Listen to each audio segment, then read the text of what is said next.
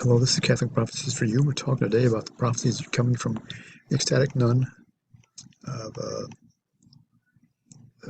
Tours. The prophecies come from this specific lady. You can obtain the book that they come from, as you saw earlier, the Catholic Prophecy by Yves Dupont, which comes from Amazon.com or Books a Million or any of a number of other sources, including Barnes & Noble, etc. Prophecies themselves state the following.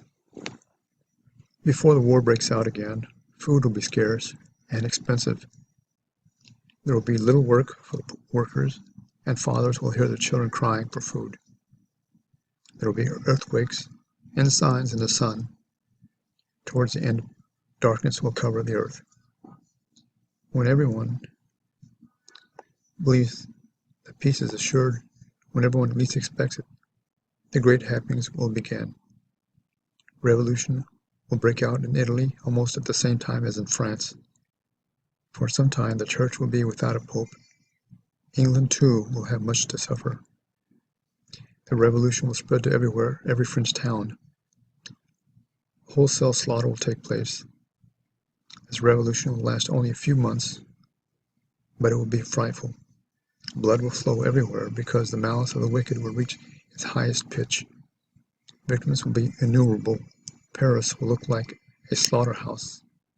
Persecutions against the Church will be even greater, but it will not last long. All churches will be closed, but only for a very short time. In those towns where disturbances are least, priests will have to go into hiding. The wicked will try to obliterate everything religious, but they will not have enough time. Many bishops and priests will be put to death. The Archbishop of Paris will be murdered.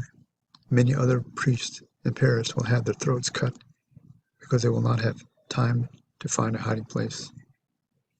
The wicked will be masters for 1 year and a few months. In those days, France will receive no human assistance. At this juncture, the French people will turn back to God and implore the Sacred Heart of Jesus and Mary, Immaculate.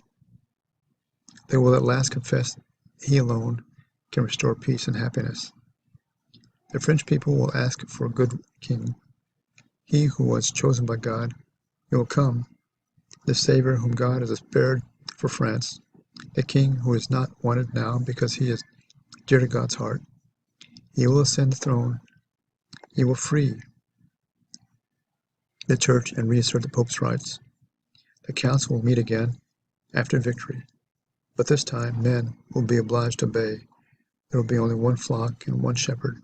All men will acknowledge the Pope as the universal Father, the King of all peoples. Thus mankind will be regenerated. They speak of the great king, which would be Henry the Great King, the French monarch, and the next Pope, all dressed in red.